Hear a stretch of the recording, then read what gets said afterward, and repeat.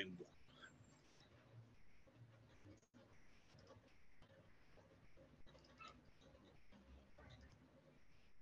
This is number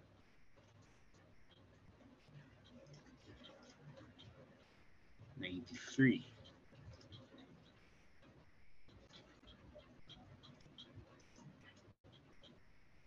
Tapos,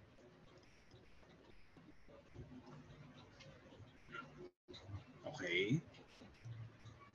And then,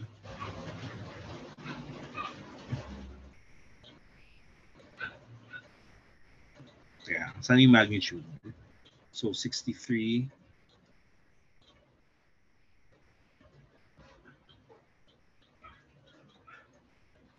So, 63 kilometers. The direction is okay.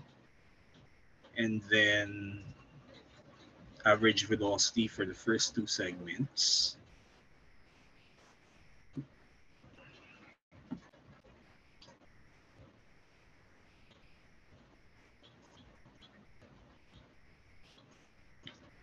Yeah, patingin ng ano.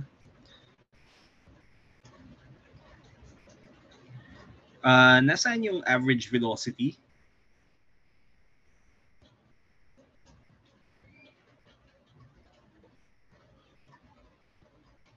So dito sa calculation included pati yung rest period. Diba? So paano yung calculation ng average velocity?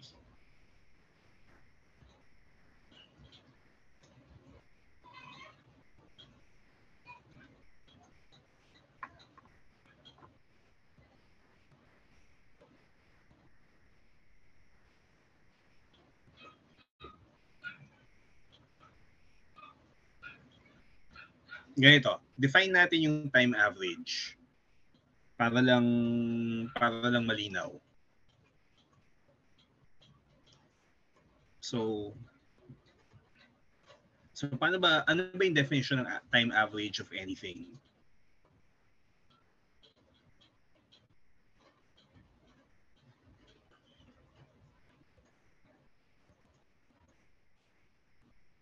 Sige, pakita ko na yung definition. Teka, share ko na yung screen ko. Para lang klaro yung ano, yung definition. So ano to eh? This will actually work for anything na time average. So for example, meron kang function of time. Yung eto, sometimes people use yung brackets na yan to denote the time average.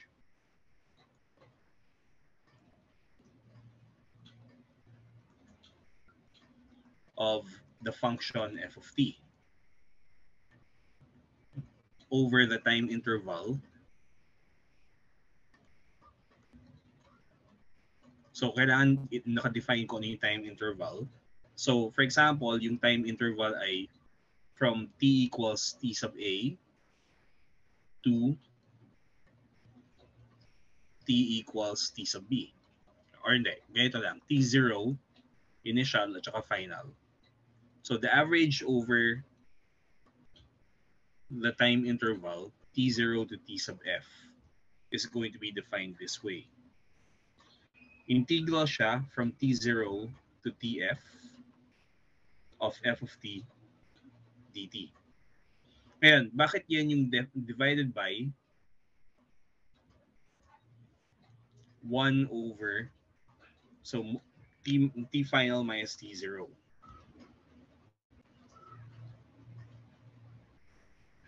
Okay, ngayon, bakit yan yung definition? So, let's say may graph tayo.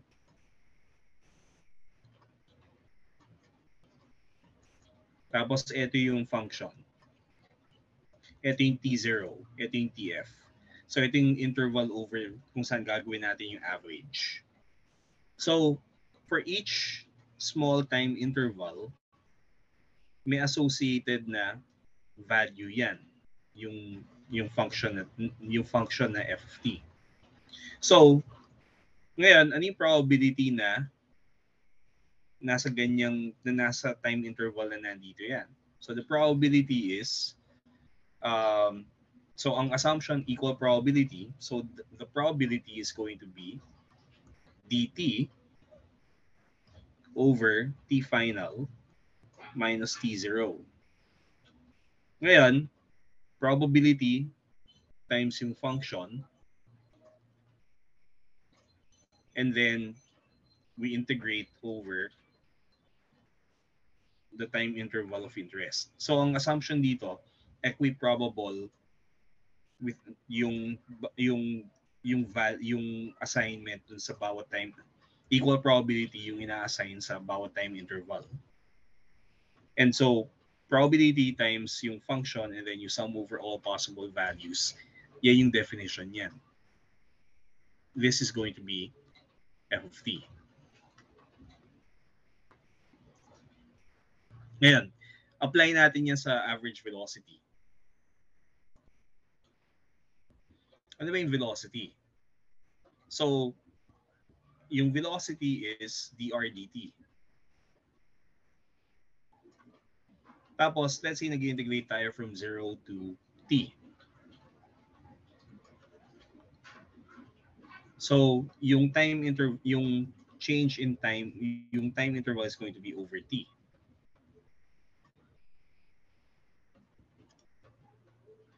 So, pag kinuha natin yung average, or pag integrate natin ito, diba, this is a derivative. So, this is just going to be yung total time interval, tapos yung r at the final time minus yung r at the initial time. So, ito, this is going to be displacement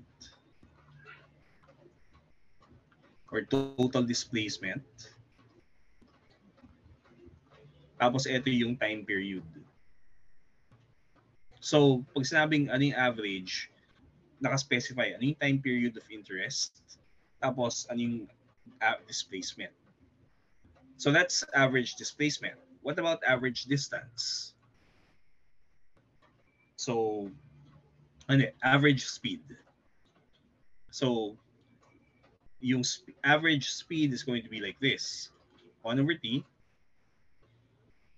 0 to t, and then yung speed is a function of time. In general, this is harder to compute. Kasi hindi na siya simpleng derivative of anything. It's actually going to be 0 to t v sub x square plus v sub y square plus kung may z component, ito, and then dt divided by the time period. Pero it's the same pattern. The definition is always you integrate over the whole time period. Yung dr dt, that's just the velocity. Yung speed, yan yung definition. So, it's going to be this. Ngayon, it just turns out na ito, may interpretation din. This is the distance traveled. So, assuming na may tape measure tayo, alam mo yung mga odometers? Di ba, mini-measure ng kung gaano kalayo yung tinravel ng car. Even though bumalik ka sa starting point, so total displacement is 0, your odometer will tell you, ito yung distance na tinravel ng kotse from start, which is your house, and then back to your house again. Okay na?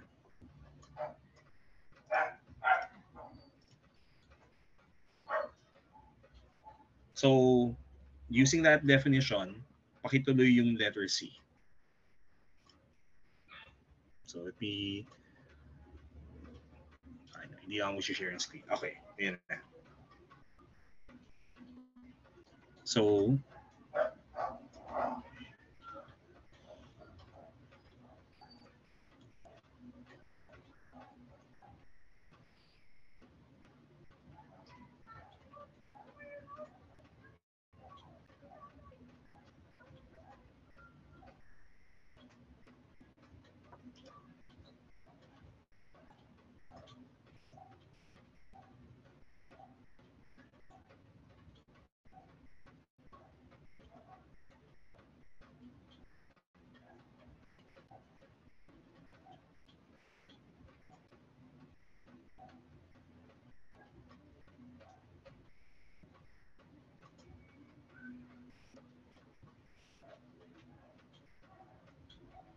So 0.70 kilometers per hour.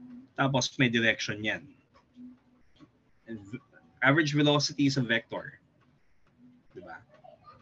So, yung binigay mo dyan sa letter C, magnitude pa lang yan.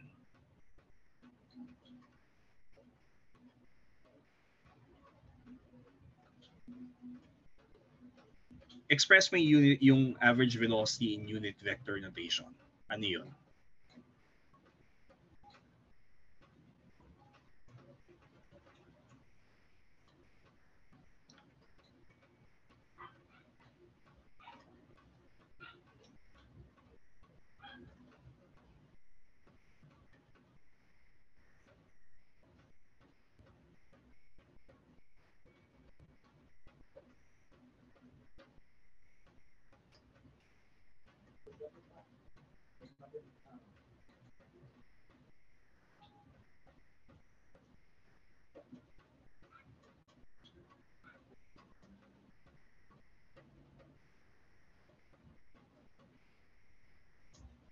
So, divided by 90 hours. Ayan. So, yan yung ano, yan yung vector, yung average velocity. Ngayon, yung sagot mo sa letter C, tingnan mo, lagyan mo ng absolute value bars yung V average na vector. Kasi hindi, yung isa vector, yung isa scalar. So, yan yung magnitude. Yung velocity, yung average velocity vector, yung nandyan, yung 60 minus 20 over 90. Yung direction, ano naman?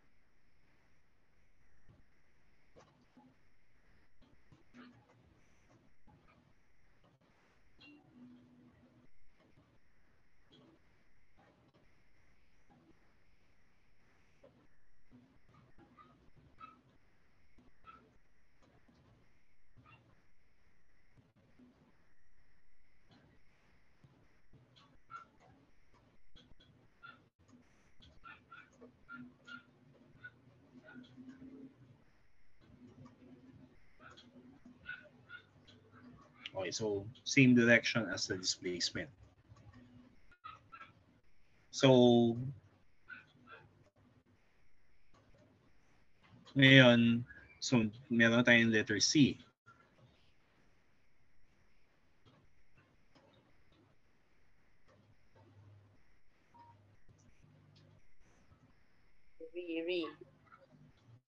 At saka may, di ba, may C at saka D na tayo. So, paano naman yung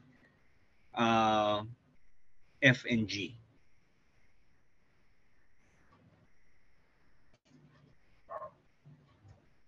No. Sir, natidinig niyo po kami? Yeah, naririnig ko kayo. D. Direction, okay, E. Average speed. So, average speed yung distance. Ito yung ayoko. So, okay. Average distance. Wait. Average velocity yung pinapahanap, hindi average speed. Yung E po? Magkaibang bagay sila. Hindi ba po yung E is average speed? Hindi, iba yung ganito. Example na kung bakit importante yung average speed versus average velocity. So, share ko yung screen. It's average speed.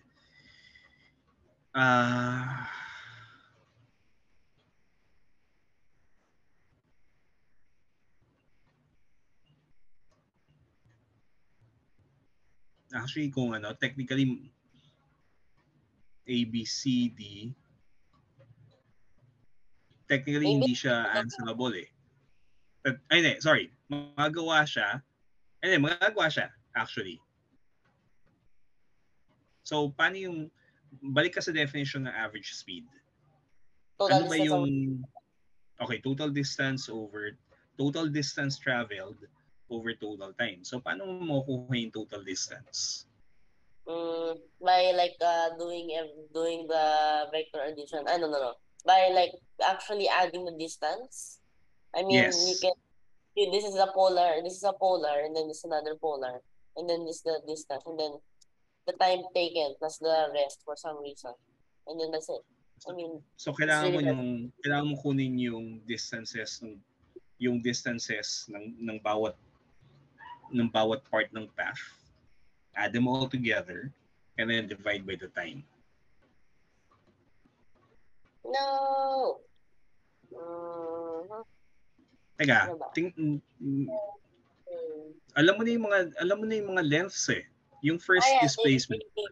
so 75 plus ano ba? Next 55, and then plus nothing over 90. Yes, 90 Teka, hours. ano yung total na hours?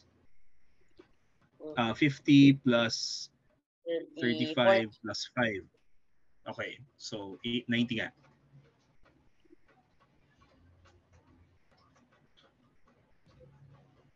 1.5 kilometers per hour. Why is it so slow? Like dromedaries are very fast. Eh, kung halimbawa, yung tinravel mo ay ganito, average speed yan, di ba? Tapos may rest. Plus, you have a camel. And ano ba yung typical na speeds ng mga camels?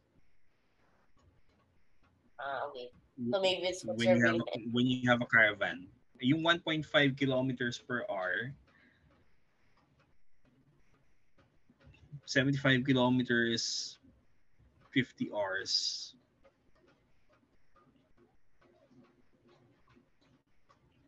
Nainisip ko kung kung for real camels, kung reasonable ba siya eh. Doesn't seem So, reasonable. Camels aren't really that slow.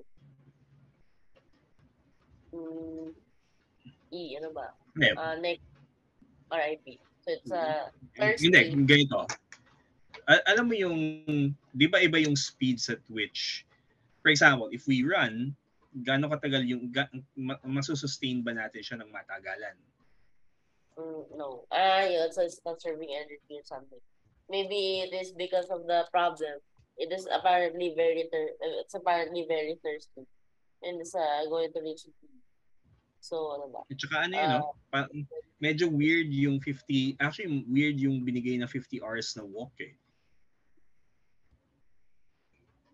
Na dire-diretso siya. Di ba? 24 hours is a day. 2 days. So 2 days na naglalakad yung camel, that doesn't seem reasonable.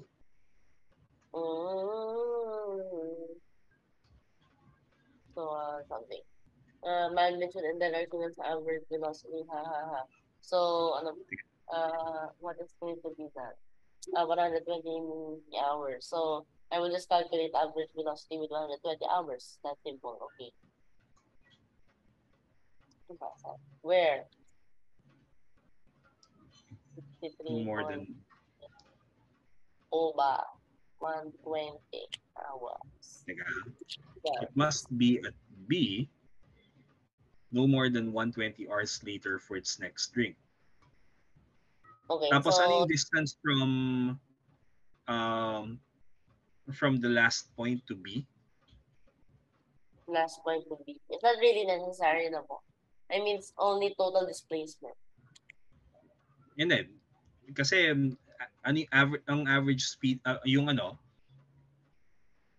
after the rest period eh. So, ibig sabihin, ang interest lang natin ay yung everything that happens after resting. After the rest So, period. that means, okay. So, the rest period, calculate the difference between the AB vector and the previous vectors. Okay. What do you call this? R2, R3, maybe. So delta R3 is equal to, So, so 60, ano yun? 90 kilometers due west So like of OP. So 90 kilometers east, di ba? Yung B. since we already know for this sum of the vectors, instead of calculating the difference between one vector and two vectors, so maybe I'll just calculate the difference between one vector and another vector. Okay. So, itong vector ko, 90,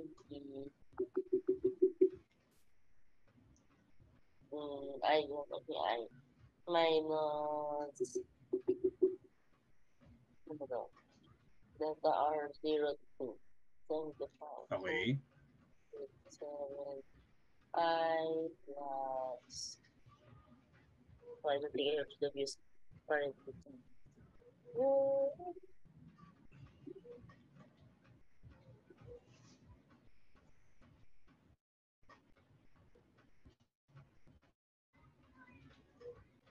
Whatever this thing is up to, it must equal something, okay, so then, what? The magnitude direction of half velocity. Okay, that can be calculated easily. So ano yung simplify ng delta R3, ano yan?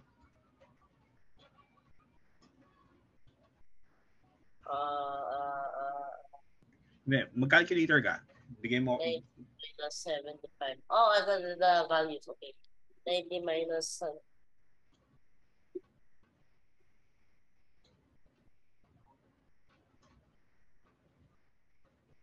okay, so funny, we have nice numbers. And then minus, wait, so minus, if it's minus, then this will be So 65 minus 75 sine 37. Yes. So then this will be plus, yes, okay, it should be plus. 9.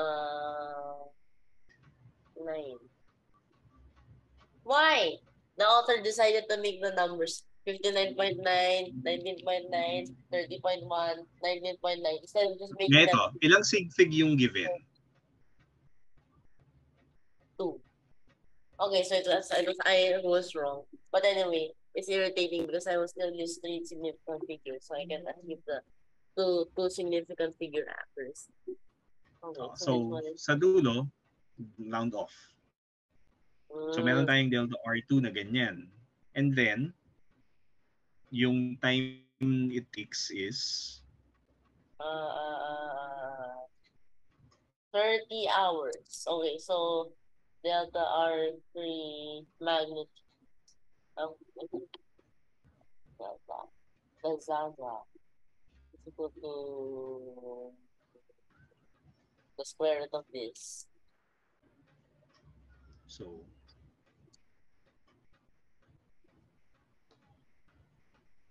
Wait, my still using this page. I will just screenshot this.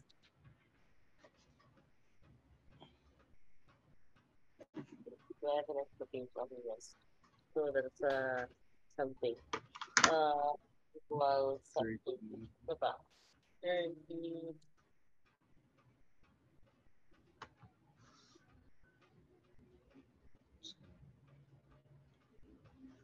So 0.8.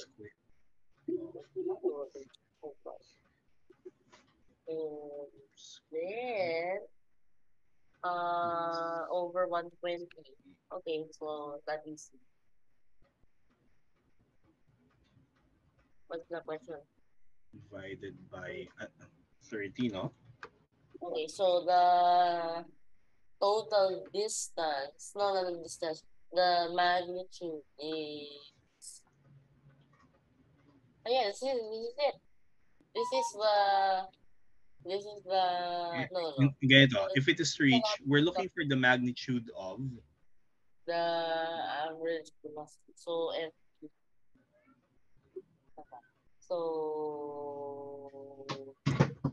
over time, which is 30 hours.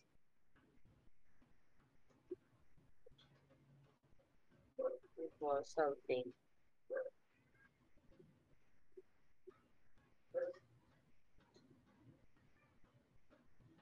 so 1.20 kilometers per hour. So even slower. maybe because it's thirsty to death. It needs to get in time. So, what else? Direct one. Oh no. Mm-hmm. So, Ano, ano ba? alam ko reason na, pero yung how many yung ganyang ano, alam ko yung mga may mga yung mga bull cart nagta-travel dati using bull carts from Ilocos to Metro Manila or to Manila. Weeks ang inaabot dati eh.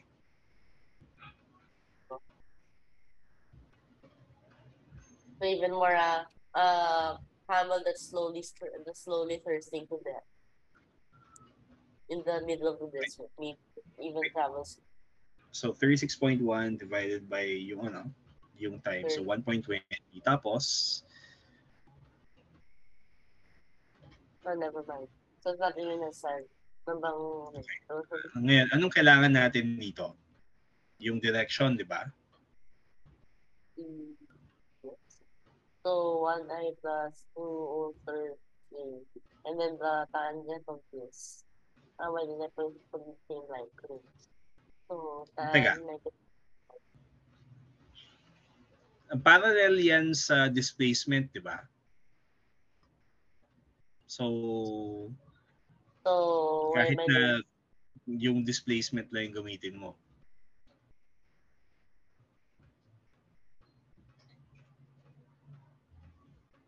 Yes, so it's exactly the same. So, of course, since there's only one thing that's going on po. So, of course, there's only one vector. So, the direction will always be that vector. Diba? 902 thirds. Why did I forget? 34. 7. Diba? 32. So 34 degrees tapos north of east. No. North, okay. diba? So north here. No. Wait a minute. Isn't the theta here?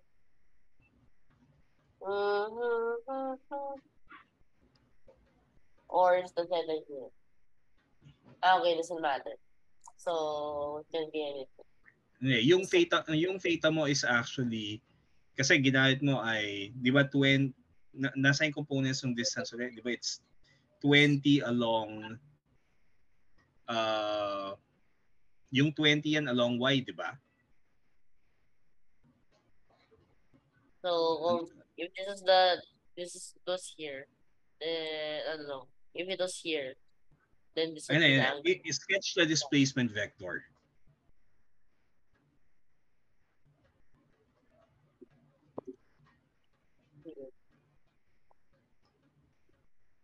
And then label mo yung sides.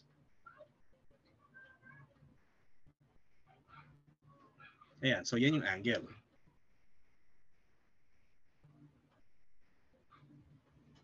Okay. So, yes, so yung figure mo dun sa kabila, hindi yun yung kailangan mong i-erase yung theta doon. Kasi yung sa F and G, yan. Kasi yung theta natin is measured from the x-axis, from the east, from the eastward direction.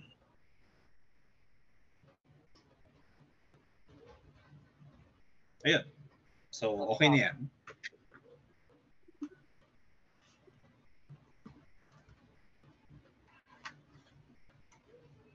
Then, bye-bye. Okay. So, wait.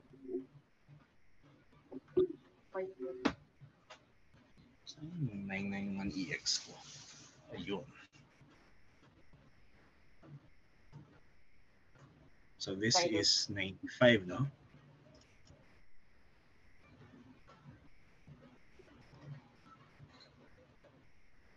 I think it's kind of too convincing. It looks very glitched.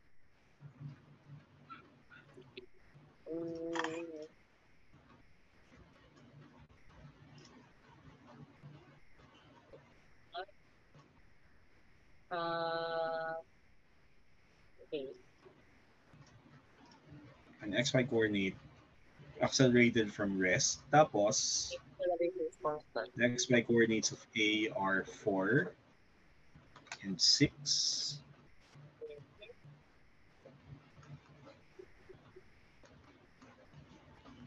And then this one is a 12 and 18. Wait, what? So, Accelerated particles from from where to where? Okay.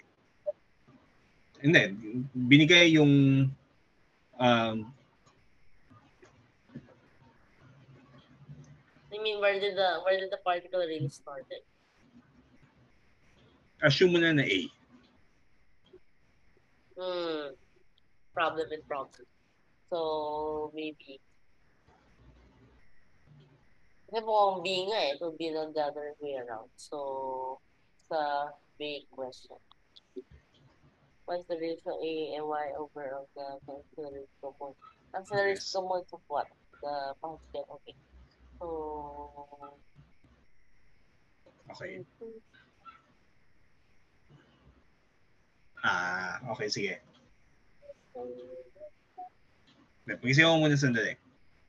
If you need to get paper, kasi ano yan eh.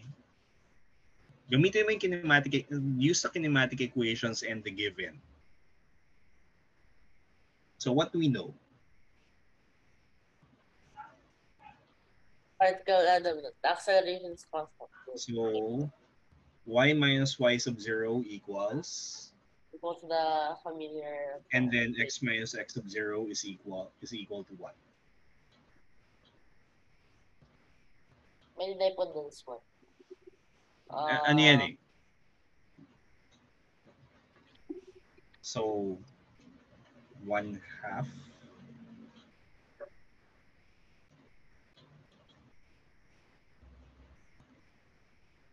yeah. Sinulat mo na yung kinematic equations, yung constant acceleration along x and y. So may Okay. components ka. Dapat yung v sub 0 ngayon, it starts from rest. So what can we say about v sub 0?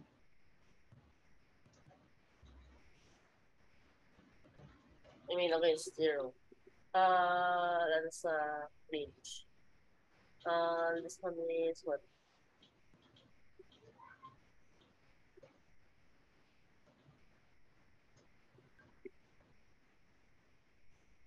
So starting from 0. rest, 0, tapos 0. may components ng acceleration, may x component, may y component.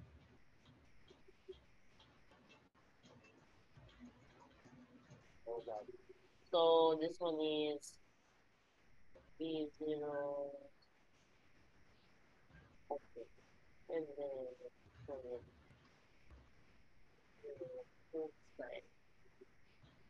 okay, B0, 0. Sige. Start ka from the differential equations. So Acceleration is equal, so dy or d squared x dt squared is equal to a sub x.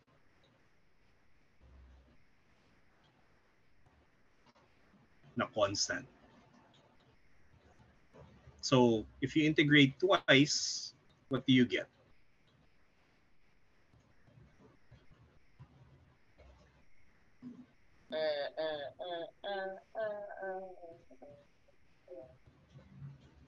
Okay, so that's a fun way to remember it.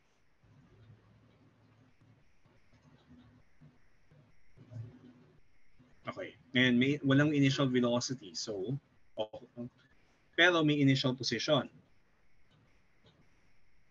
which is A. Okay. So, plus x, tawagin mo na na x0. Yung A. So then x is equal to something. Where is it? X is equal to A plus, then this one is what's the original one? 6. Okay. A Y plus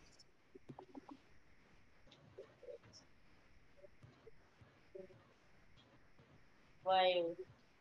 So A sub Y at saka 2, and then 2. okay. So walang V So, sub 0 kasi or walang velocities kasi from rest. Okay, what else do we know? At T equals T sub B,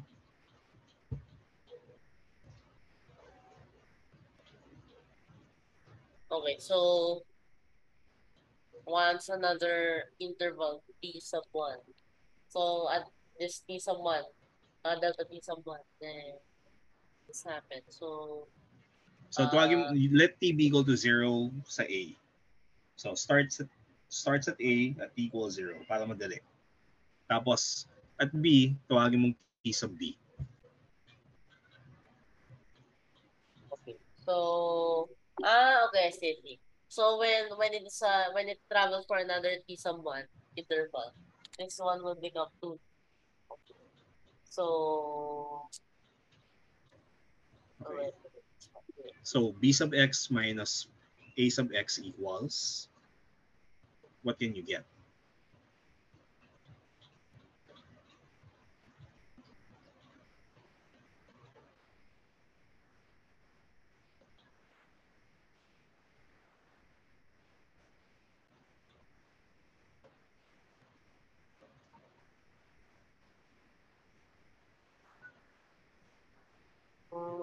How do you find the thing? Uh, okay, so AY over AX is equal Okay, to teka. Ano ba yung mga known? Ano yung mga unknown? unknown. Known is this one, 6, the coordinates. And then unknown, Okay. Y And and then X. if you look from your equations, that's going to be true for any time, di ba? Opo. If it's true for any time, how can you get the value of A sub Y over A sub X? By using the other one. Yes. So it's actually the slope.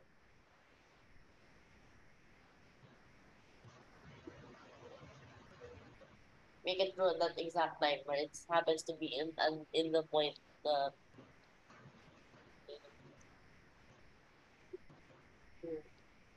so it's 12 over 8 uh 3 halves. And then E is when this one becomes 2. Uh-huh. So now, wait. Okay, so 3 halves Uh-huh. or 1.5. So, gawaning A. Yung B naman, So if this one becomes 2T1, 4, 4 times teka, this, ganito. Pagdating sa B, ano yung velocity? and the velocity. Hmm, the rate from rest, the time interval. So the radius of velocity.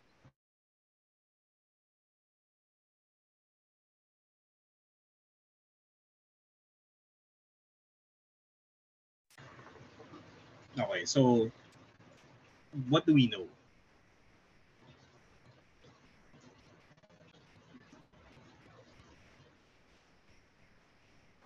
Uh, what we don't know is the velocity. And that's it. So we just don't know the velocity. So the velocity, how will we find it? The derivative of it. So of course this will be y is equal to wait. It's time 2 or like equal to 2 times 1 So, ganito, yung may delta T1, ano? So, what we're looking for is an expression in terms of delta T1.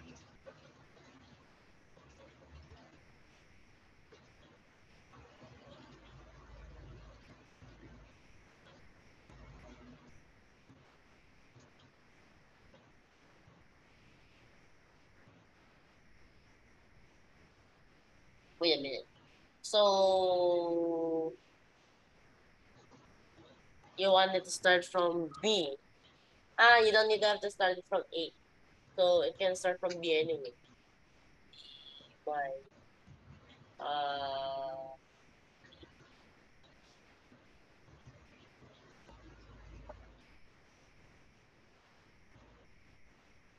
Teka, ganito.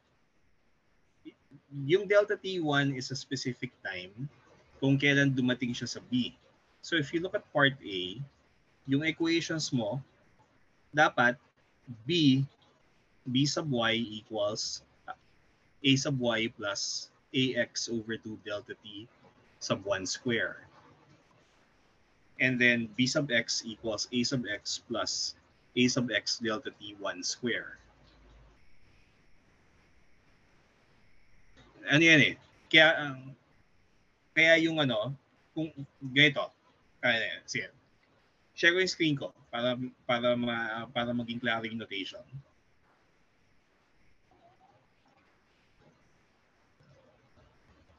Yeah. So, ang ano, ganito. So, yung general equation, so true for any time t, tapos may assumption tayo na t equals 0 dito sa A, is x. Sige, gawin ko lang na y mo una para mas mali yung division. So y equals, initial velocity is 0, initial position is A. So this is going to be a sub x plus 1/2 a sub x t square. X equals b sub x plus 1/2, a sub y plus 1/2 a sub y t square. So this is going to be true for all t. Kasi yan yung, if you can think of this as parametric equations for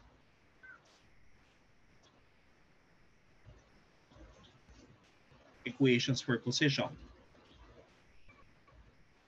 with t as the parameter.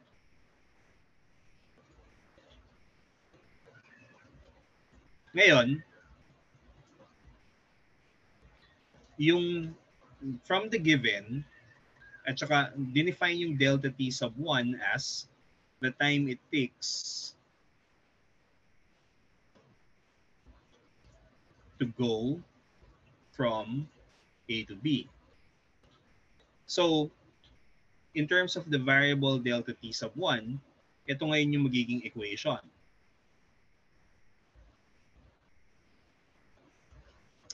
A sub x, okay, t square, b sub y equals,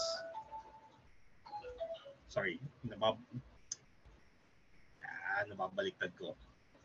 This is x, this is y, and then b sub x, b sub y is a sub x,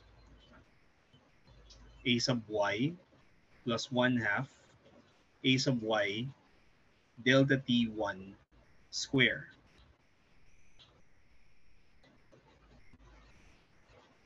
Yan yung this is how a sub x and b sub x are related. Ngayon, kung gusto nating malaman yung mangyayari na ano yung position, at kasi ang tanong dito ay what are the coordinates of the particle if the motion is continued for another interval equal to delta t sub 1? So, ano yung total time na lumipas?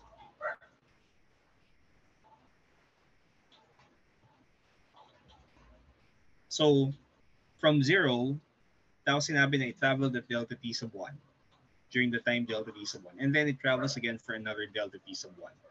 In that case, ano yung magiging time? So it should be 2 delta t sub 1 yung final position. So what is at x and y? So yan yung magiging question. Ngayon, it's since we've now stated clearly what we're looking for, how can we use what we know to get yung travel yung so, ano yan? To get yung final positions.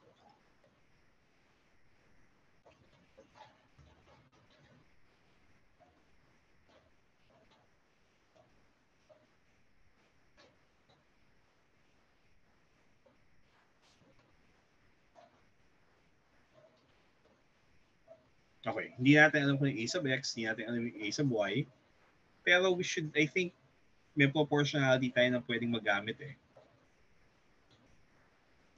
Or there should be a way. So, ano ba yung ano yung final time in terms of this variable? So, x equals a sub x plus 1/2 a sub x times twice delta t sub 1 square.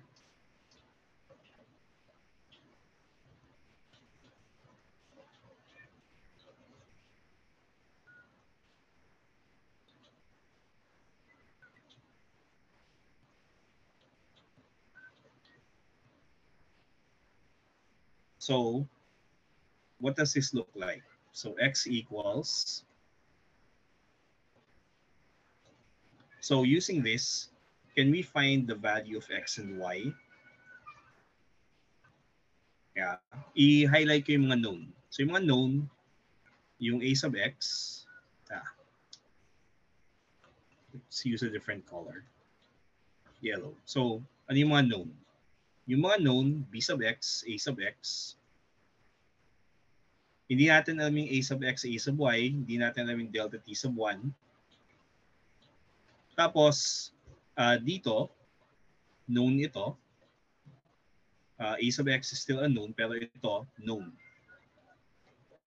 From here, from these two equations, can we get x and y?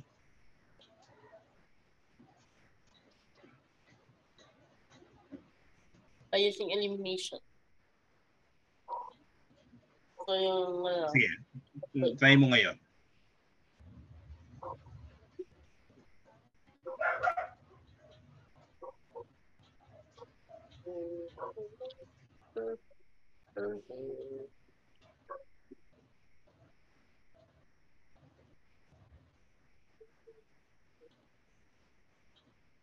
So how can we get x from that?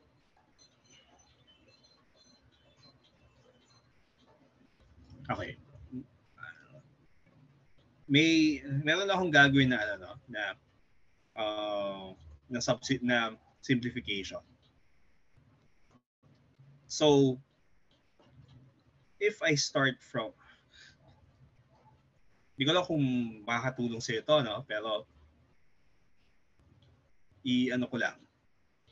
So from these two, I know that twice b sub x minus a sub x equals twice a sub x, b sub y minus a sub y is equal to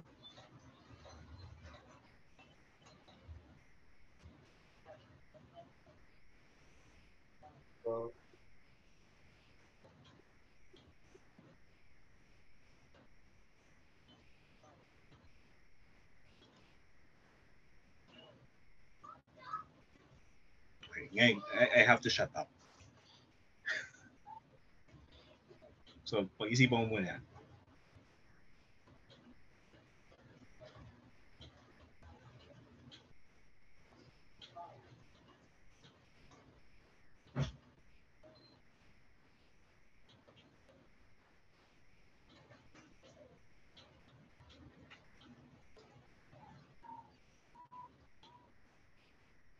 I convert it again.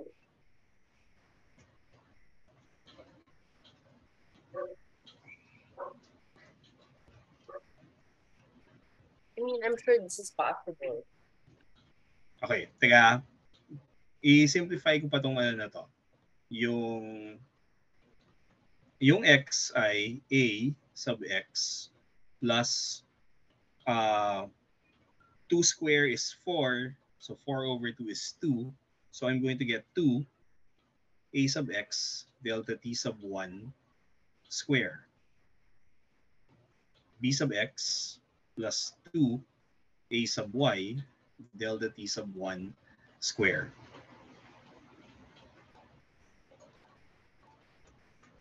Okay. So, clearly, subtracting them will give me a sub y. Okay. And then, but how will you get? Wait a minute. Okay, here. There's a formula to get the t from a, so one of the one of the accelerations. And then there's substitute that here. So from here, what do I get?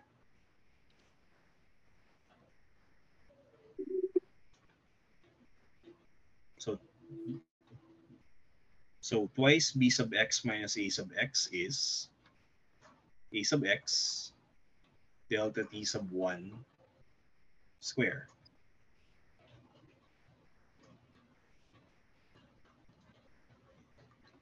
Tapos known, sorry. Let's use yellow again. So known.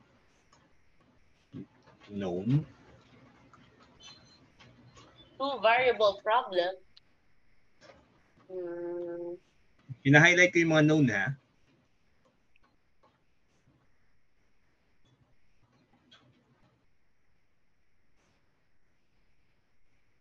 I mean, empirically, you can get something that x is in relation to y.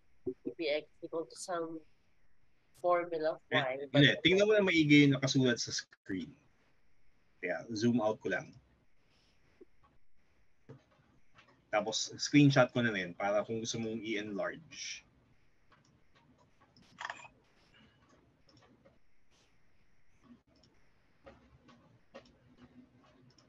I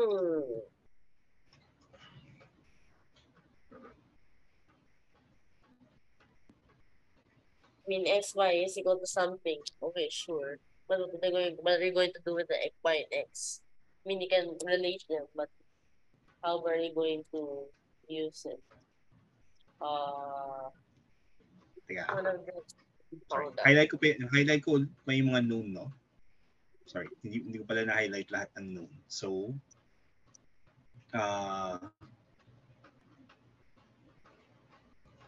ito, tapos, I think I should erase yung highlighting dito. Hindi sila known eh. Diba? Hindi ka po sila known. As of now, hindi pa sila known. Okay, so Mako is x minus y. Cool. But then, tapos, yung known, ito.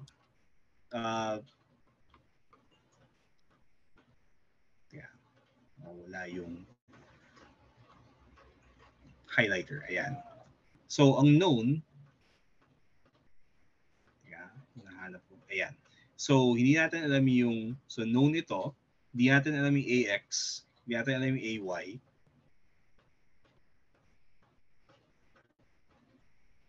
But we have the ratio. So, since we have the ratio, we can substitute one of them. Tingnan mo yung yung previous na two equations. Okay. So, in particular, the equations I wrote in blue. So, therefore, it's possible to know this. Okay, so everything is known actually. Okay, so ano yung next step? Wait, but by elimination, the best I could do is get x minus y or y minus x. But how do you get x and y? Teka, do we have an expression for ax delta t sub 1 square? Ax delta t sub 1 square. Wait, where is it? Delta t sub 1 square. Yes, it's x and y. So that's b and dx. And then, tingnan mo yung na in terms of the known. Yes. So there is already known. Okay, so you can just this one with the two delta t sub 1. That's just 4 times the So, one with only delta t sub 1 squared. yeah. So So, pag sinubstitute natin, so ito. So, this equation 1, 2, I'm going to call this 3, 4, 5, 6, 7, 8. So, from 5 and 6, what can we pwede natin palitan yung, for example, from equation 5, so from 5 and 7, x at time twice delta t sub 1 square is a sub x plus 2 multiplied by 2 times b sub x minus a sub x, or a sub x minus 4 a sub x plus 4 b sub x, or 4bx minus 3 ax. so once x is known, then y is also known. Okay, so ito, alam natin yung coordinates ng position A at saka position B, di ba? So it's equal to 4bx. Kanina, ito 4 and 12. 4 So this becomes 4 times 12 minus 3 times 4.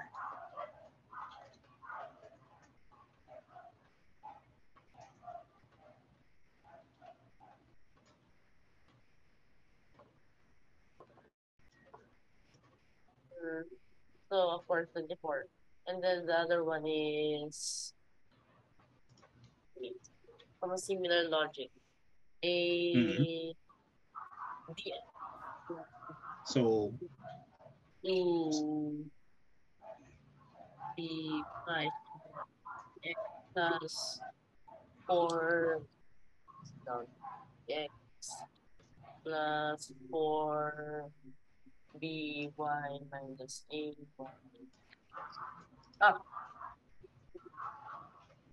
it was okay, kaya stop sharing na ako.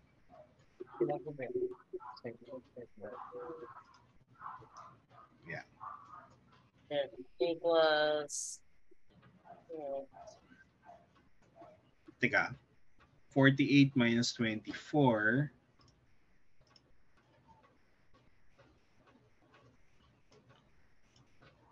Tama ba yung 4 times 12 is 48. Teka, check ko lang yung data. X is 12 and 4. So 4b sub x. So 4 times 12 minus 3 times 4.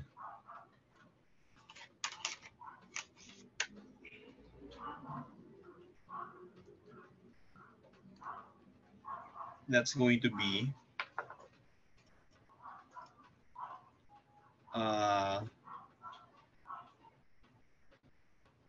36.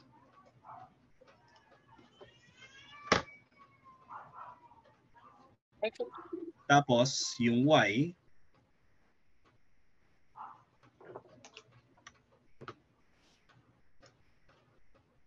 is going to be, teka, di ba may similar na na relationship? So y equals b sub x plus 4. So we're going to get 4b.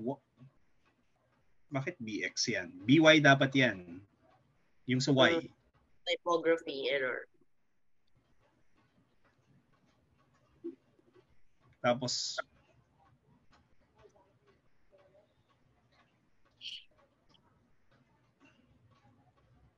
net, ganito. Sorry. I think kaya nagkaka-problema. Kasi, ang sinabi, it travels a further delta t sub 1.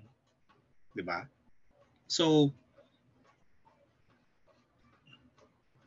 Anyway, sige, tuloy lang natin to sa ano, sa Sunday. Pero at least nakita mo na yung clue para maayos yan. Sir, meron kayong time bukas? Ano ba yung... check ko yung schedule ko. Meron ng ano yan eh. Pag yung hapon kasi, meron na siya. So, yung 4 hanggang... yung 4 to 7 and then 8 something hanggang 10. After Puno na lunch. yun eh. After lunch. Kung 1 p.m., Opo. sige, pwede ako ng 1 p.m. So we can do an What? hour. Kasi po ano bali, habol na lang po namin yung mga missed. Kasi sa Saturday until na next Sunday, wala po kami. Oh, sige. So,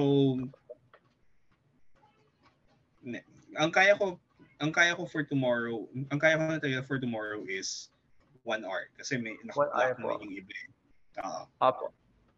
And then, dun sa next, the week after, hanap tayo ng schedule. Kasi early afternoon, well, I have to wake up early. Yeah. Pero, kung maghanap tayong schedule of the week after. So, wala kayo bukas?